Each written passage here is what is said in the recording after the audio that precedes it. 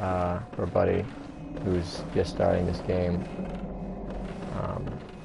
Alright, so let's get outside. It'll help if I go the right way. This area isn't unlocked till later on, so don't worry about trying to go that way if you're at the beginning.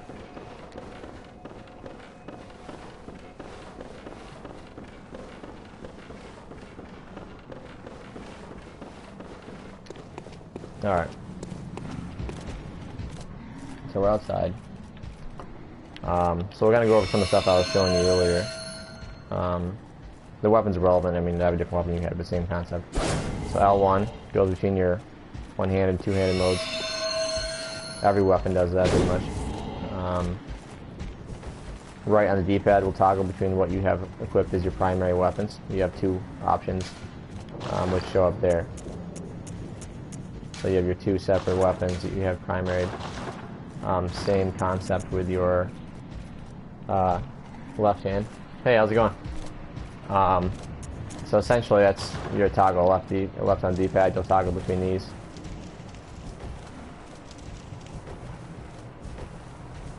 Alright. So you're going to use O, stamina related stuff, it's your sprint. Depending on if you want to dodge roll, you pick your direction with your directional stick. L3, all that good stuff. If you tap it without anything on the D-pad, you're going to hop backwards. Yeah, I know who it is. I followed you on Twitch the other day also. So yeah, so you'll tap O, do that. Now if you run out of ammo, if you push up on the D-pad, you're going to see my health bar drop. Right there. And it gives me +5, as you can see, to use alongside whatever ones I have at the moment. Okay, so triangles for your healing. Good to go. If you put down on the D-pad, it'll scroll through whatever your quick equip items are, which are set up right here at the bottom. Okay.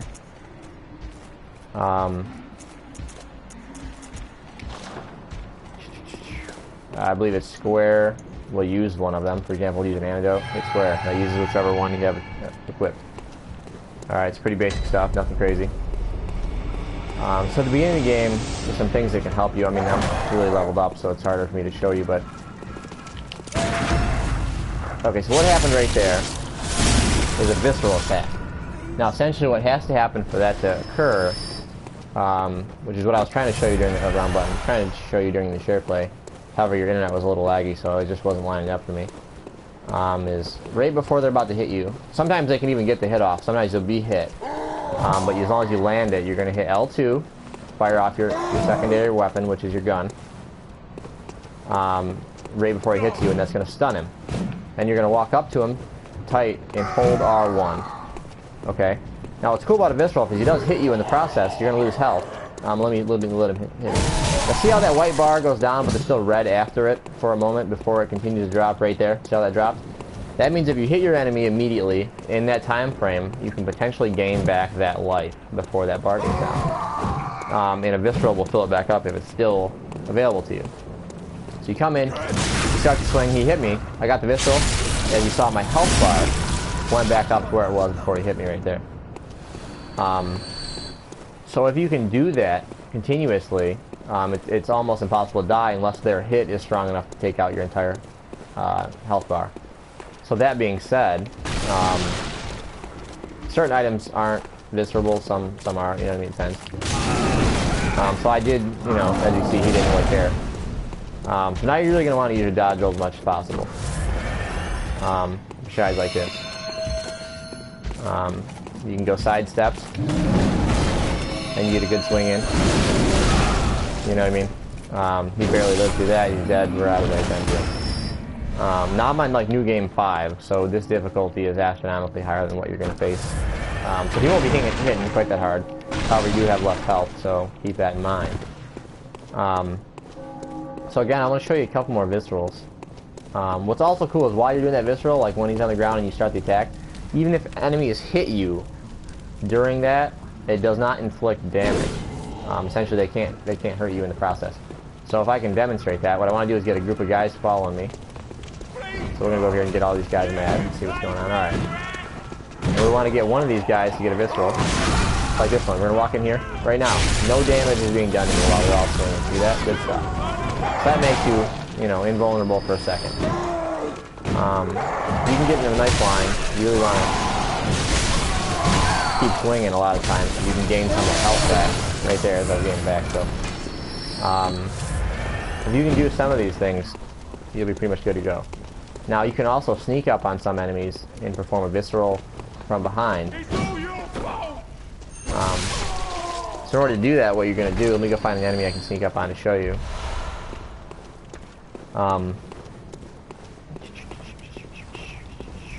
Let's see here.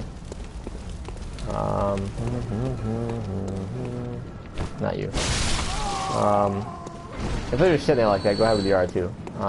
R2 with a single-handed is pretty quick. Alright. Even after they're dead also, you can still, as long as that bar has the gap between the white marker on it and your red, you can gain some of that health back, even if they're dead. So just swing until their body hits the ground. Alright, so like this guy right here, if I can do this, you walk up close enough behind him and do an R2 attack, he's going to drop. Okay. Now he's ready for a visceral. Good to go. Now he was pretty much out of health already from the first attack, but if I was weaker, he could have had a substantial amount of health left at that point. So that being said, being able to sneak up and get a good visceral off could be very beneficial for you. So I'll throw this up on YouTube and then you can check it out and let me know when you get back on later on and I'll give you a hand since you're just starting out and whatnot. This opening area honestly is kind of meant to break you in this game if you're not into the, you know, not really trained in the Souls series. Other than that, I mean, it's not too bad afterward.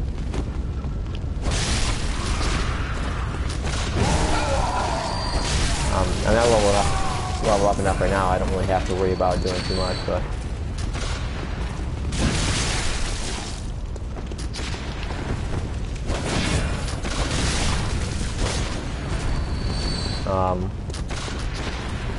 I'm trying to think what else you would need to just kind of get through this beginning area so that way you can start leveling up. Aside from, you know, using your weapons and trying to get some missiles off, there's not too much else going on in here. Again, as soon as I swing, go ahead and lock it in. You know, not a problem. So now that I'm back down to 20, I can go ahead and use this again if I want to. Get the +5 stacked back up. Again, it burns up some health. Pop and heal. Same thing. Clockwork, no biggie. So that way you're going to maintain pretty much full health. You know, in the group they'll be attacking you at once. And it's not going to do too much. Because, again, you can't take damage during the visceral. So.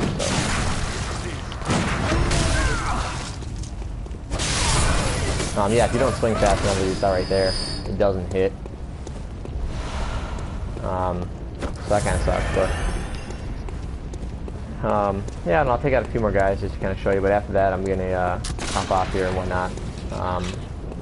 Do some Lords of the Fallen streaming probably. Also, if you get above an enemy, like this is a good little deal. You can drop attack on them and it'll do a substantial amount of damage.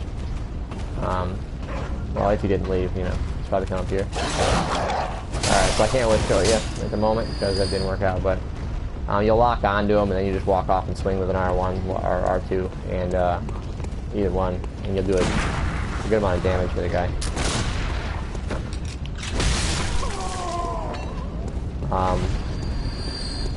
So I mean that's basically how it works. Once you, now I'm going to show you some items. So once you get,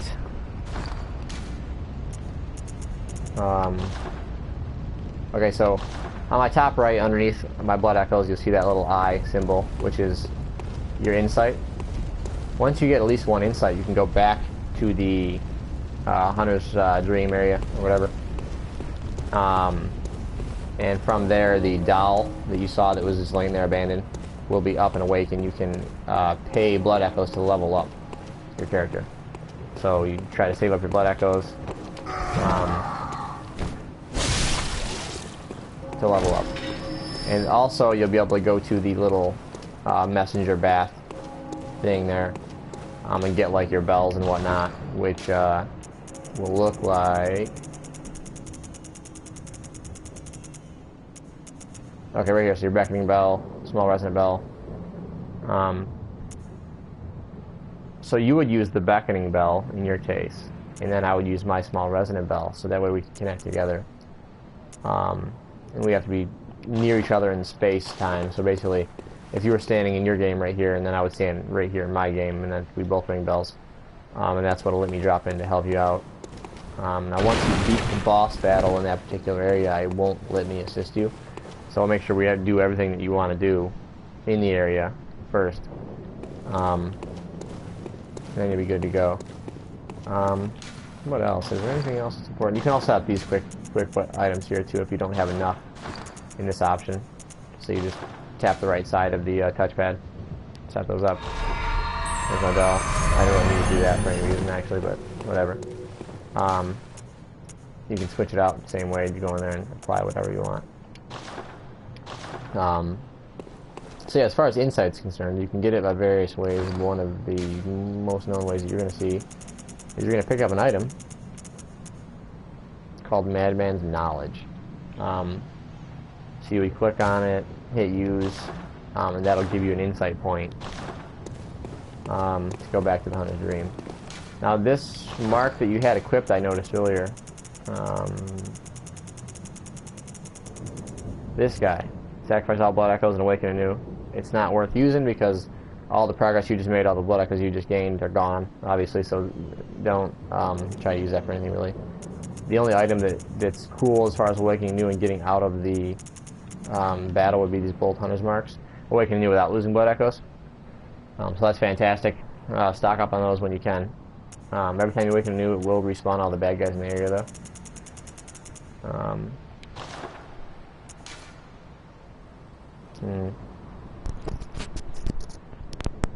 As my character stats, level 320. I'm kind of a tank. So that's why I can run around all nonchalant and not really worry about too much. So you're going to definitely have to dodge a little more than I did. But once you get leveled up some, this area will be a piece of cake. Won't be a problem. So let's show you a couple of things.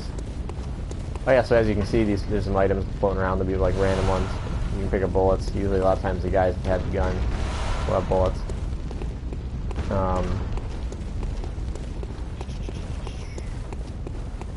So you'll work your way through here. I'm assuming you didn't get this far at this point. Because they're not leveled up yet. I don't know. Alright, so this big guy's over here.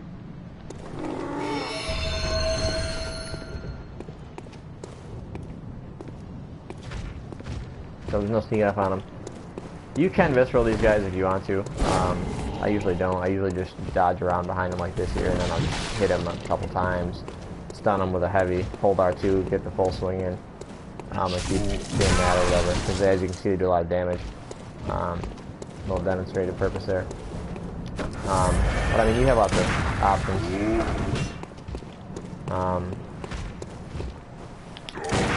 So there you go.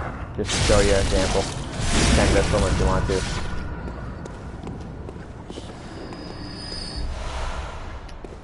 Search core for echoes. Yeah, I can show you a few other bad guys probably. This won't be open for you right here yet, so don't bother with that. I can show you how to do that later on if you wish. So these guys are really fast. You just want to dodge around behind them and then just swing away with a nice quick one-hander. No big deal. You just, it'll probably take you 2 hits.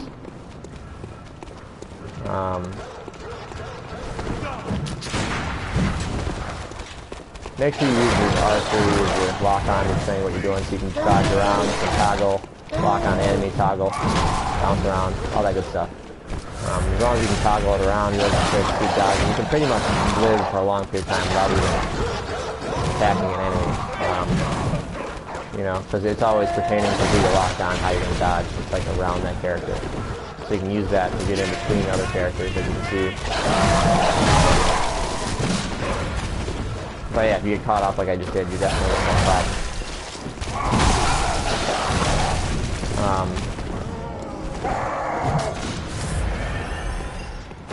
Yeah, there's not much else to show you, really.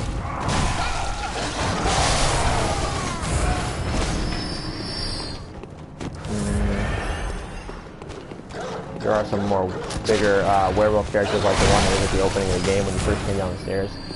Those guys I can show you some techniques with real quick.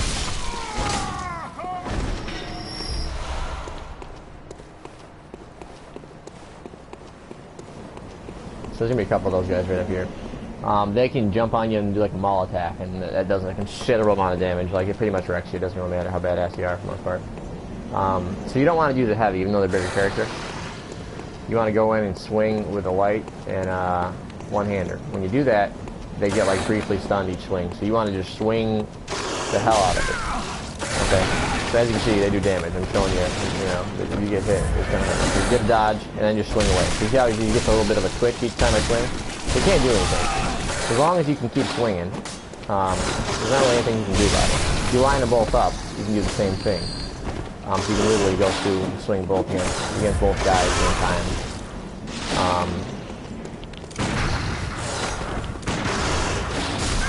You know. So it's really not the big a deal, honestly. They're a little more ferocious appearing than they really are. You're not going to get nearly as plenty of blood because I'm getting per kill right now because of the new game that I'm on. With the increased difficulty, the payout obviously goes up to balance how much it requires you to level up at this point. Is there any other enemies that are different in this particular area? There will be a boss battle down here at the end of the bridge, but I already take care of it, so keep that in mind if you do make it to this point. These little birds, they kind of suck. You just kind of go in there and swing. It doesn't really matter what you use. Keep swinging to those guys. They'll jump up in the air and do this weird little thing where they kind of peck you in the face for a long period of time. And it actually can do a lot of damage, even though they're like a nonsense, useless enemy.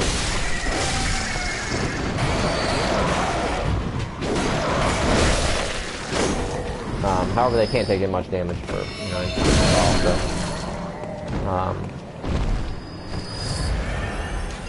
they drop pebbles on my max. So there you go. That's basically what they'll do, but if they line up good with you, they can hit you a good 10, 15 times before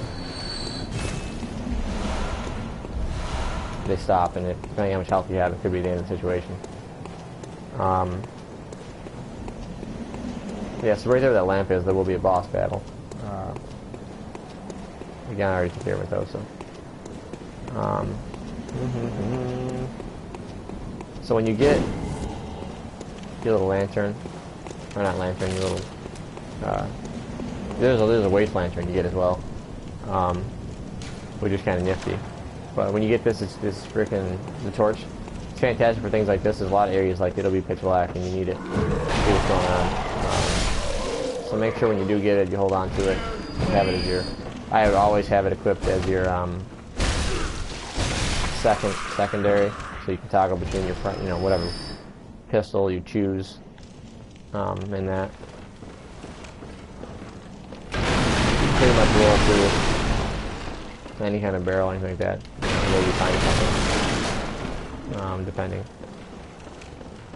There will be some guys in wheelchairs, which I know sounds kind of funny, but they're pretty serious. They have firearm, like Gatling gun type thing, or a rifle. Old musket-looking thing, kind of super pistol. So he doesn't notice I'm here at the moment, but I mean, if he pays attention, it does a lot of damage. You know what I mean? See that? So there you go. And that's me at this level, so pay attention to those guys.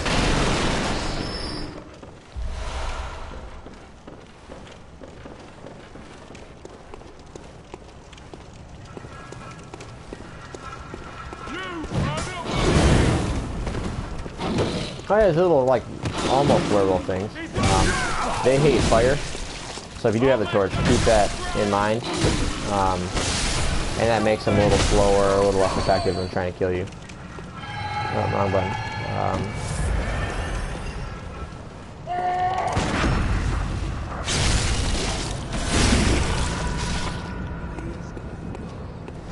So that's pretty much it.